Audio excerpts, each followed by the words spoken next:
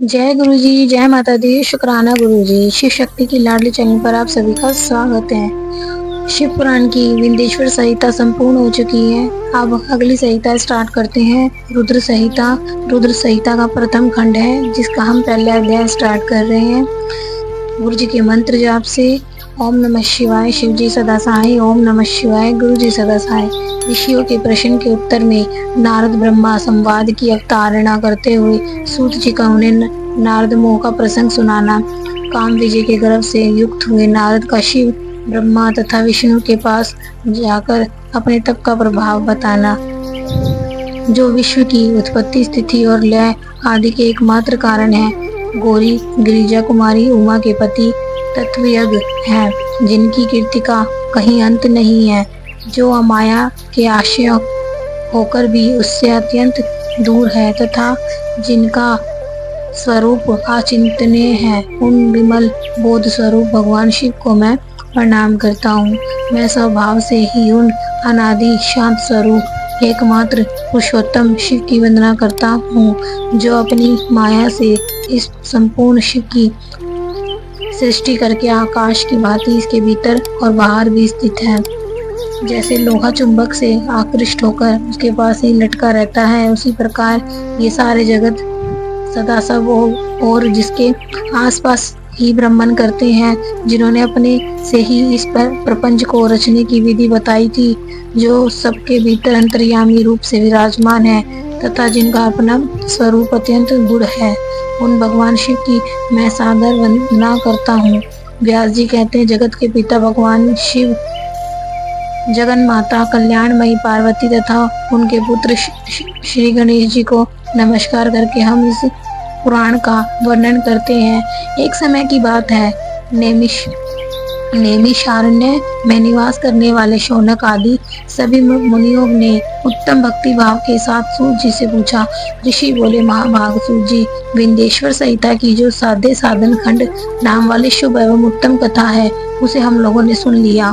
उसका आदि भाग बहुत ही रमणीय है तथा वह शिव भक्तों पर भगवान शिव का वात्सल्य स्नेह प्रकट करने वाली है। विद्वान, अब आप भगवान शिव के परम उत्तम स्वरूप का वर्णन कीजिए, साथ ही शिव और पार्वती के दिव्य चरित्रों का पूर्ण रूप से श्रवण कराइए।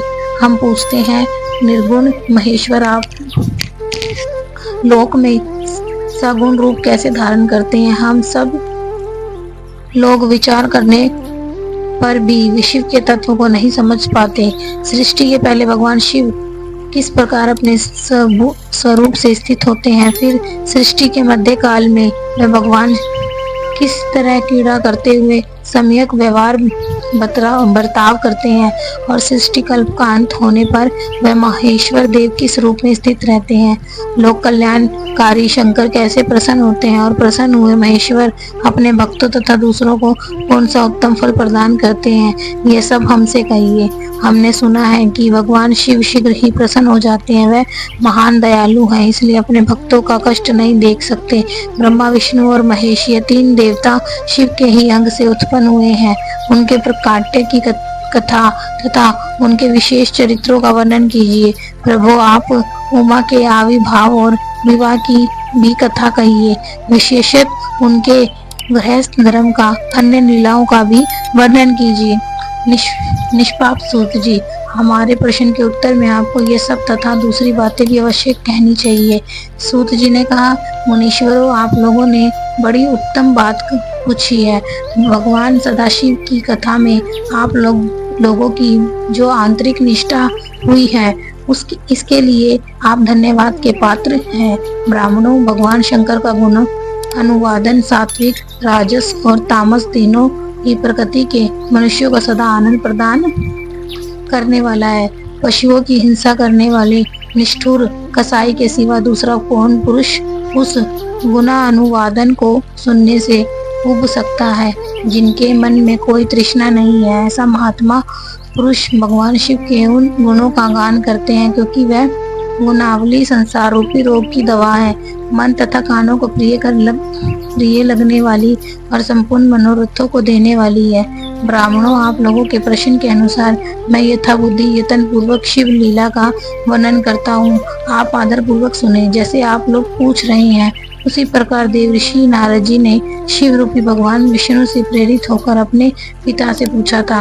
अपने पुत्र नारद का प्रश्न सुनकर शिव भक्त ब्रह्मा जी का चित्त प्रसन्न हो गया और वे उन मुनीश्वरों मणि को हर्ष प्रदान करते हुए प्रेम पूर्वक भगवान शिव के यश का गान करने लगे। एक समय की बात है, मुनीश्वरों मणि विप्रवर नारद जी ने, जो ब्रह्मा जी के पुत्र हैं, विनिश्चित हैं, हो तपस्या में मन लगाया। हिमालय पर्वत में कोई एक गुफा थी जो बड़ी शोभा से संपन्न दिखाई देती थी। उसके निकट देव नदी गंगा निरंतर वेग पूर्वक बहती थी। वहाँ एक महान दिव्य आश्रम था जो नाना प्रकार की शोभा से सुशोभित था। दिव्य दर्शी नारद जी तपस्या करने के लिए उसी आश्रम में गए। उस गुफा को देखकर मुनिवर नारद जी बड़े प्रसन्न हुए। सुदीर्घ काल तक वहाँ तपस्या करते रहे। उनका अंतःकरण शुद्ध था। वह दृढ़ता पूर्वक आसन बांधकर मौन हो प्राणायाम पूर्वक समाधि में स्थित हो गए। ब्राह्मणों, उन्होंने वह समाधि लगाई जिसमें ब्रह्मा का साक्षात्कार करने वाला मैं ब्रह्मा हूँ, यह विज्ञान प्रकट होता है। मुनिवर नारद जी जब इस प्रकार तपस्या करने लगे, उस समय यह सोच समाचार पाकर देव राजेंद्र कांप उठे। वह मानसिक संताप से विह्वल हो गए। यह नारद मुनि मेरा राज्य लेना चाहते हैं। मन ही मन ऐसा सोचकर इंद्र ने उनकी तपस्या में विघ्न डालने के लिए प्रयत्न करने की इच्छा की। उस समय देवराज ने अपने मन से कामदेव का स्मरण किया। स्मरण करते ही कामदेव आ गए। महेंद्र ने उन्हें नारद जी की तपस्या में विघ्न डालने का आदेश दिया। यह आज्ञा पाकर कामदेव वसंत को साथ ले बड़े गर्व से उस स्थान पर गए और अपना उपाय करने लगे। उन्होंने वहां शीघ्र ही अपनी सारी कलाएं रच डाली। वसंत ने भी मदमत होकर अपना प्रभाव अनेक प्रकार से प्रकट किया। मुनिवरों, कामदेव और वसंत के अथक प्रयत्न करने पर भी नारद मुनि के चित्त में विकार नहीं उत्पन्न हुआ। महादेव जी के अनुग्रह से उन दोनों का गर्व चूर्ण हो गया। शौनक आदि महर्षि ऐसा होने में जो कारण था उसे आदर पूर्वक सुनो। महादेव जी की कृपा से ही नारद मुनि पर कामदेव का कोई प्रभाव नहीं पड़ा। पहले उसी आश्रम में काम शत्रु भगवान शिव ने उत्तम तपस्या की थी और वहीं उन्होंने मुनियों की तपस्या का नाश करने वाले कामदेव को शीघ्र ही भस्म कर डाला था। उस समय रति ने कामदेव को उन्हें जीवित करने के लिए देवताओं से प्रार्थना की। तब देवताओं ने समस्त लोगों का कल्याण करने वाले भगवान शंकर से याचना की। उनके याचना करने पर वे बोले, देवताओं, कुछ समय व्यतीत होने के बाद कामदेव जीवित तो हो जाएंगे, परंतु यहाँ उनका कोई उपाय नहीं चल सकेगा। अमरगण यहाँ खड़े होकर लोग चारों ओर जितनी दूर तक की भूमि को नेत्र से देख पाते हैं, वहां तक कामदेव के बाणों का प्रभाव नहीं चल सकेगा, इसमें संशय नहीं है। भगवान शंकर की इस उक्ति के अनुसार उस समय वहां नारद जी के प्रति कामदेव का निजी प्रभाव मिथ्या सिद्ध हुआ। वह शीघ्र ही सर्वलोक में इंद्र के पास लौट गए। वहां कामदेव ने अपना सारा वृत्तांत और मुनि का प्रभाव कह सुनाया। तत्पश्चात इंद्र की आज्ञा से वह वसंत के साथ अपने स्थान को लौट गए। उस समय देवराज इंद्र को बड़ा विस्मय हुआ। उन्होंने नारद जी की बुरी प्रशंसा की, परंतु शिव की माया से मोहित होने के कारण वह पूर्व वृत्तांत को स्मरण कर ना सके। वास्तव में इस संसार के भीतर सभी प्राणियों के लिए शंभु की माया को जानना अत्यंत कठिन है। जिसने भगवान शिव के चरणों में अपने आप को समर्पित कर दिया, उस भक्त को छोड़कर शेष सारा जगत उनकी माया से मोहित हो जाता है। नारद जी भी भगवान शंकर की कृपा से वहां चिरकाल तक तपस्या में लगे रहे। जब उन्होंने अपनी तपस्या को पूर्ण हुई समझा, तब वे मुनि उससे विरत हो गए। कामदेव पर मेरी विजय हुई ऐसा मानकर उन मुनीश्वर के मन में व्यर्थ ही गर्व हो गया। भगवान शिव की माया से मोहित होने के कारण उन्हें यथार्थ बात का ज्ञान नहीं रहा।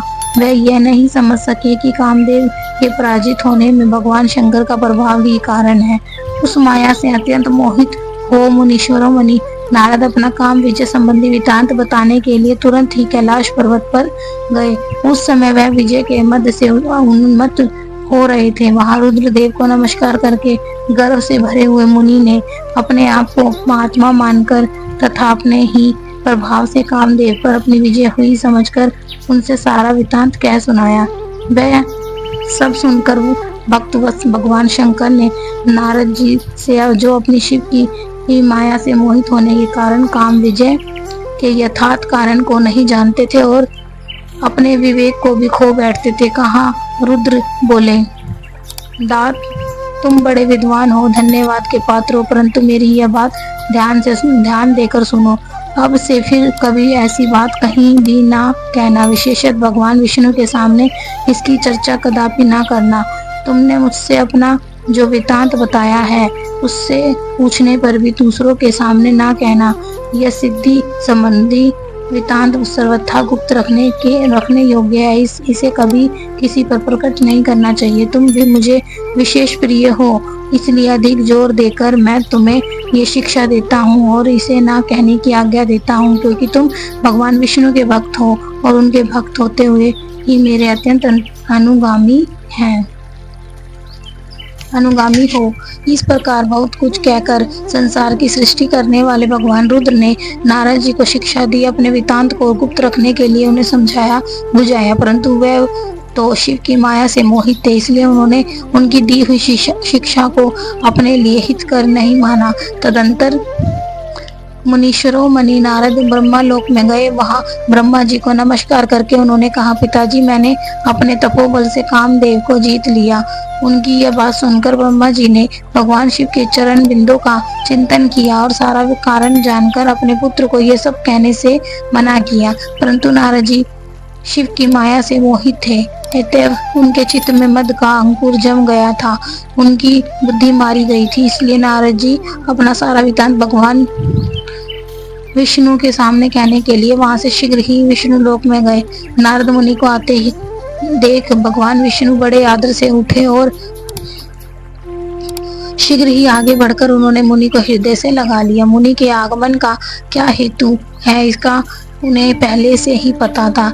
नारद जी को अपने आसन पर बिठाकर भगवान शिव के चरण बिंदु का चिंतन करके श्री हरि ने उनसे पूछा। भगवान विष्णु बोले, तात कहाँ से आते हो, यहाँ किस लिए तुम्हारा आगमन हुआ है। मुनिश्रेष्ठ, तुम धन्य हो, तुम्हारे शुभ आगमन से मैं पवित्र हो गया। भगवान विष्णु का यह वचन सुनकर गर्व से भरे हुए नारद मुनि ने मद से मोहित होकर अपना सारा वृत्तांत बड़े अभिमान के साथ कह सुनाया। नारद मुनि का वह अहंकार युक्त वचन सुनकर मन ही मन भगवान विष्णु ने उनकी काम विजय की यथार्थ कारण को पूर्ण रूप से जान लिया।